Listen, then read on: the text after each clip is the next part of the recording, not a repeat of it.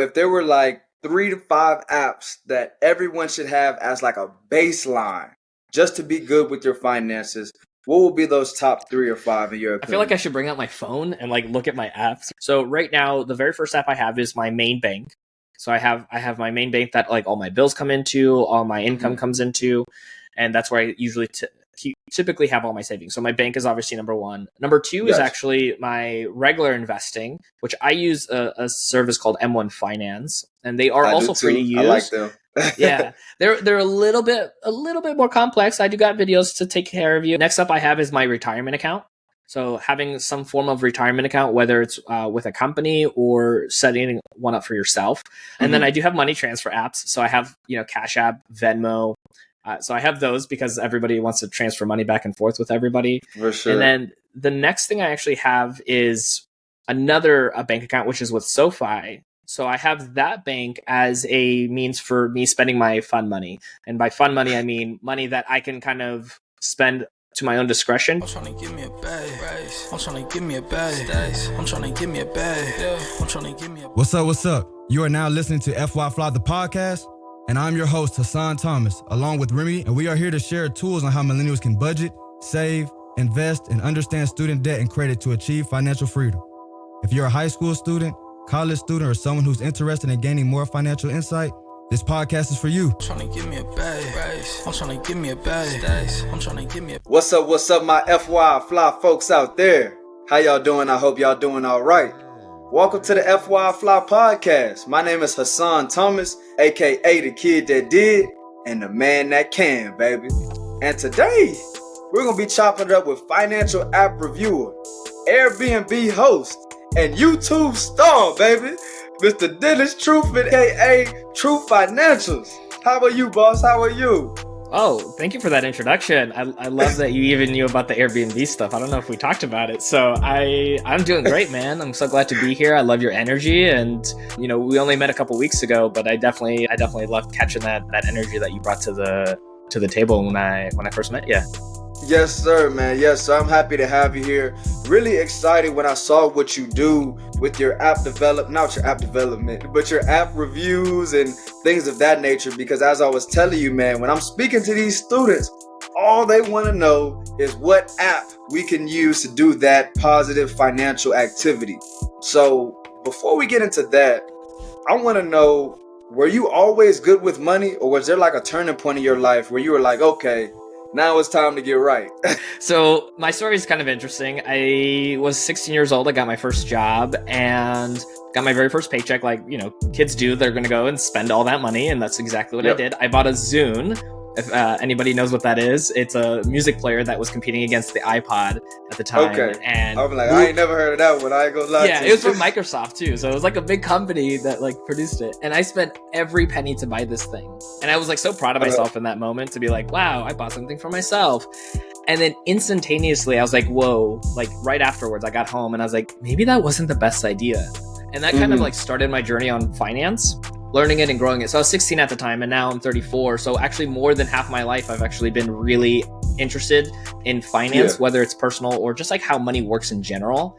And from that moment on, it was really just kind of honing in those skills, listening to different people, reading books, and really trying to understand like what it was about money that was fascinating to me. So I want to kind of center this conversation around financial apps, because when I'm speaking to my high school, my college students, I always say that information is one thing, but the tools and resources that we can actually use are even better.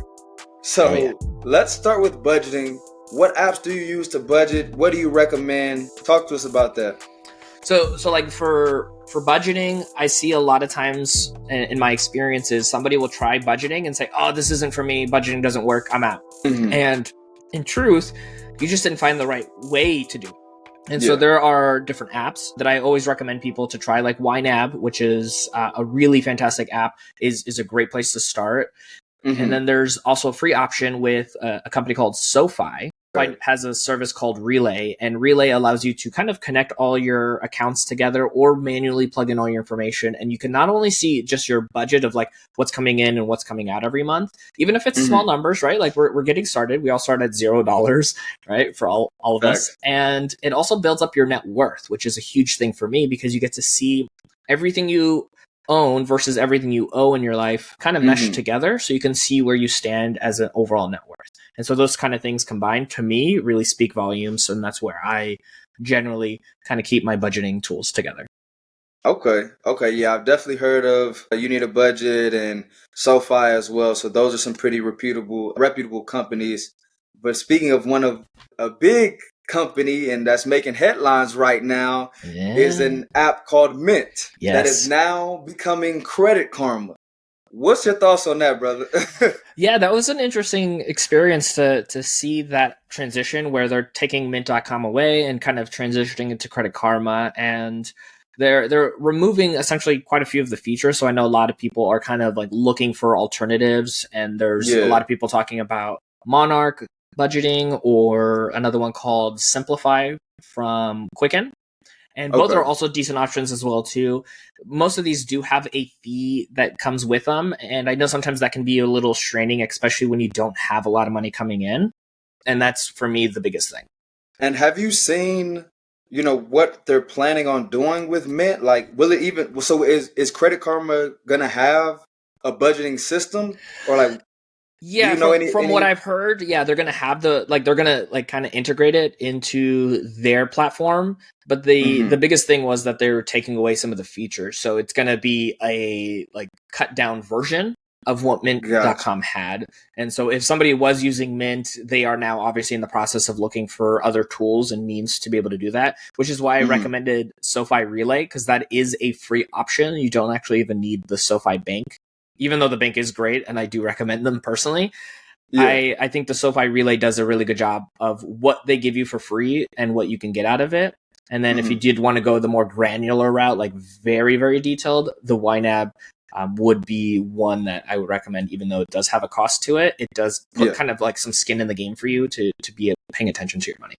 Okay, that makes sense. That makes sense. And another app, I was speaking at the University of Kentucky last week, and actually this app was the most used app on the University of Kentucky, and that was the Acorns app. Oh, yes, so Acorns. What are your thoughts on Acorns?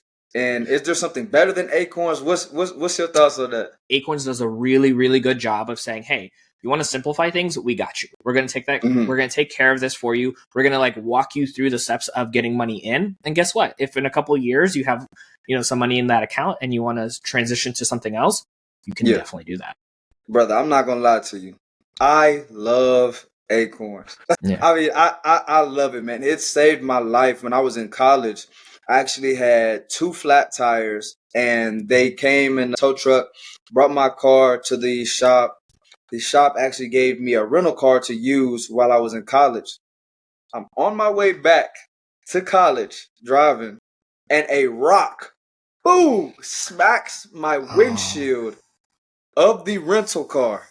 So when I tell you, I would have been so stressed, would have had anxiety, would have had to, call mom, dad, who's going to help me pay for all of this? But when I remembered that I had that Acorns account that I forgot I had, I checked that thing and I had about $600, $700 that has just accumulated from me spending while I was in college. Something that we know college students. Yes, sir. Yeah. Yes, sir. We know that college students are going to do regardless is spend that money. So that Acorns app was huge for me because while I was spending, I was saving in the background. So it kind of created that peace of mind for me. So after that, I was a huge advocate of Acorns. Yeah, it's honest. It's that friction, right? It's the friction of, how many steps is it going to take for me to set this all up versus okay, if I go and open up this account, as you open up the account, it's going to ask you to do the roundup feature, which essentially means, for those that are listening and don't know, is when you spend a certain dollar amount, let's say it's, $10.30, that 70 cents difference to get it to $11 and round it up to a nice number, which is, very appeasing to a lot of people. it'll take that 70 cents and add it to your Acorns account and then build up on that, so that as you keep spending, you are effectively building up a savings account in the background. And a lot of times it's the out of sight, out of mind perspective as well too. Facts. Yeah, man, that has really helped me, and I'm a huge advocate of that. Automation, set it and forget it. So I think that's a huge piece, is a huge piece as well. But also on the opposite end, when I'm going to these schools, like we've talked about, when I'm going, they're talking to a lot of the students. The teachers are telling me they're talking to a lot of the students, and the students are saying, we don't have a bank, we have Cash App.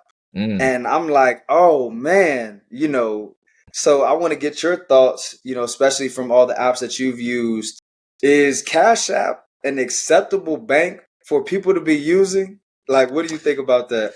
So that's a great question. Also, too, going back to the Acorns thing real quick. If you listen to that conversation, you're like, wow, man, I should check out Acorns. I do have content on it. So if you want to see what it looks like on the back end, if you want to see how to set up your account, if you just want to have somebody guide you through that, I have that content on the True Financials channel. You can just type in True Financials, Acorns, and then all that content. And we'll link that in the show notes for sure. Oh yeah, by all means. So going back to this other question here, that's a great question. And I will first and foremost start off with, if you're using Cash App as a bank, great, right? That's you're getting the ball rolling with having money in an account. There's actually a large percentage of people in the country that actually don't even have any sort of banking system. And with the FDIC insurance, which is protecting your money in any account that has that insurance available for you, one, you're protecting your money. Two, most accounts do have the ability to actually have earnings on your interest, which Cash App doesn't. So that's actually one of my downsides with using Cash App. And I think as a starting point, if it just meant that you got the ball rolling to put that trust in a company to have your money being held, that is a good start. I would encourage other means of use for a bank service, such as SoFi. Capital One 360 is actually like my personal preference, just with all the features, benefits, the no fees, the being able to travel around the world using my debit card, like all these different things that come with Capital One is been my go-to. So you would say Capital One is a traditional bank, correct? Yes and no. It was a different company back in like 2010. It was an online bank, and then Capital One bought them, but effectively kept it online only. But now they have cafe banks, which is kind of interesting and kind of unique. I've been seeing that. When I was in DC, I saw one of those Capital One banks. And like, you go in there, they take your order and stuff, and then somebody comes over and is like, "Hey, would you like to talk about your finances or whatever?" So it's funny to see where things are really going in this financial space, how they're drawing people in with the cafes. I think that's a great hybrid, honestly. I really do, because I think it like eases the tension of like going into a bank and needing to ask for a loan versus like, oh, you're sitting down and having coffee with your loan officer or whoever else you're talking to, right? Like, especially if you're at some point going to be buying your house, like it's going to be great to go to those like physical cafes. Although I have purchased a home using Capital One strictly online. So like, it is also possible to go that route as well too, which is why I love them. And I'm such a big advocate for them, because I've had them since 2009, before they were Capital One. And even when they got bought out, zero fees, like no fees, no cost, no nothing on those ends. I have multiple savings accounts. I earn interest on my money. Everything just runs so smoothly that it's hard for me. It's hard for me to find issues with them to not promote them. Like, their app works so smoothly. Like, I have all the positive things I could ever think of that I would need from a bank, and they're consistently innovating when it comes to features on the app side. Okay, so big shout out to Capital One. So you mentioned with the non-traditional banks, SoFi was a good one. Capital One. What's your thoughts on Chime? Do you think that's a good company Chime there? definitely has some positives. My personal take on this is that some of these apps that do like this all-in-one service sometimes feel a little cumbersome on the app side of things. So like, when I log into Chime, there's like so many different variables that I can go into that just kind of take me away from the entire premise of being on the app, which is to look at my money and see what's coming in and what's going out. Yeah. And so it's not that they're a bad company. I've actually worked with them as well too, and they are definitely a solid company. I would just not put them in the top tier for myself. I would definitely keep them somewhere, I would say like in like a B tier for myself. And I do know that maybe for some people going onto a financial app, and instead of having to focus mostly on your account number, you can focus on like education, because they do have those things on the app. And I think that is great for others, not necessarily for myself. And so that's why there's different balances, like I told you earlier, that maybe it's not for me, but it could be for somebody else. And that's why I do the research for these things, because it's important for others, even if it's not important for me directly. Okay. So we got the budgeting, we got the saving with the automation. What about investing? Because to think about it, back then people had to go to the stockbrokers, they had to go to brokerage and actually place orders for stocks. But now we can literally invest from our phones. So what apps do you think are best for that? So this is a great question. And what's funny is that, I mean, for me, I actually remember having to pay for doing stock purchases back in like 2010. And so for me, I think it's a wonderful world we live in, where the barrier to entry is so much lower. And so there are many great apps that allow that. Robinhood obviously comes to mind when it comes to ease of use. And I know there's some controversy around it. Some people don't like it because of what happened back in 2001, I believe it was. And I think as a whole, what it provides for people and ease of use, I think is really important. Again, even if it's just to test out the overall investing world, because I always tell people when they ask me, hey, how do I get started? I'm like, honestly, just put in $10 a week. Or $10 a month, whatever you can do, put it in like habitually every single month, because you get to build that resilience and that understanding. And you're better off losing, $50 than losing $5,000 once you do have money to start investing, like bigger money, right? And so for me, I'm like, Robinhood gives you that ease of access. SoFi, if you ended up ever going with them as a bank, does have an investing portion as well. It's not as easy to use as Robinhood, but it is also very simple, and it kind of just gives you the basics. I know a lot of people use Cash App as a form of investing. I was about to ask about that too. Yeah, that one is decent as well, because it does allow you to do what they call fractional shares. So for those not familiar, when you typically would buy a stock back in the day, it would be whatever the dollar amount was. So let's say it's like Apple trades for $180 per share. You would have to physically pay $180 plus the trading fees to be able to buy that stock. And in today's world, and I just absolutely love it, and I'm such a big advocate for it, you can put in, like on Cash App, Robinhood, SoFi, all these different apps now, you can put in as low as $1 typically, and you can have ownership of a stock in that fraction. So let's go back to that $180, right? So let's say you put in, $100 into Apple.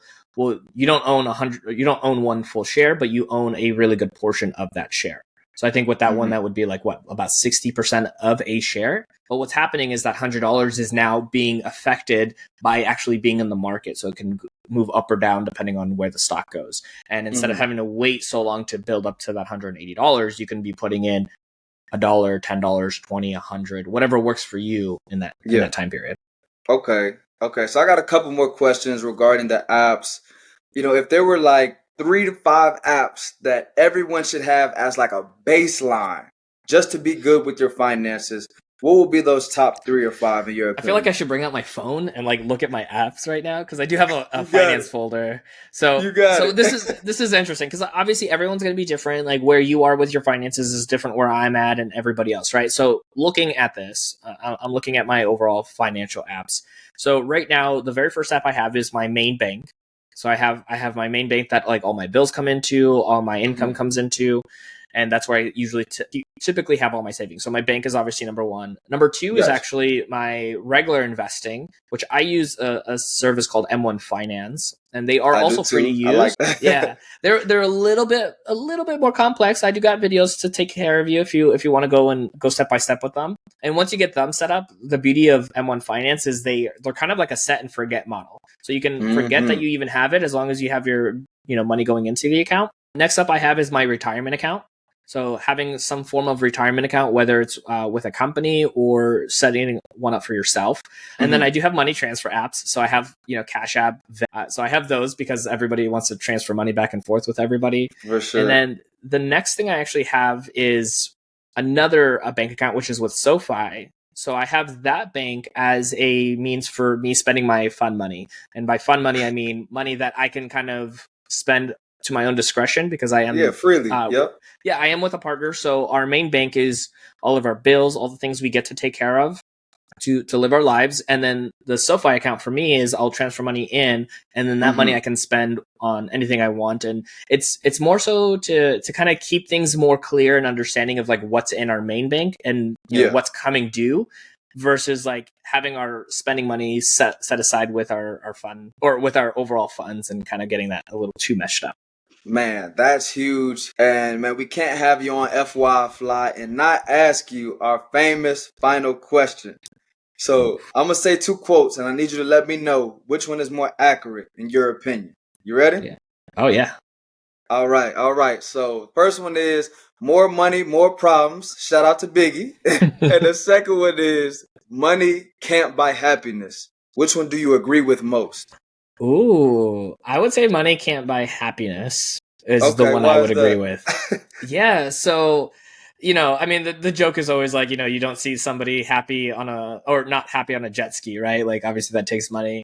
I think money is the freedom tool. And I think that we just create that happiness for ourselves. And you could be happy with a little, or you could be happy with a lot. But I think what really matters is that like what you're grateful for in your process, because somebody that's yearning for, you know, having $1 million net worth or making $1 million or whatever the case may be, the happiness actually comes from the journey, not the end result, from my personal experience.